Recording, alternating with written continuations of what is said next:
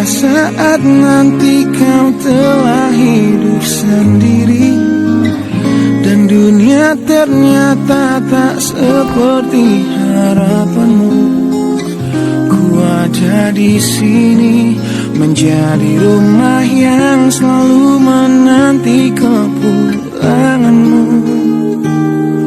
Kelak kau menjadi orang tua seperti aku, yang ingin anakmu bahagia dengan hidupnya.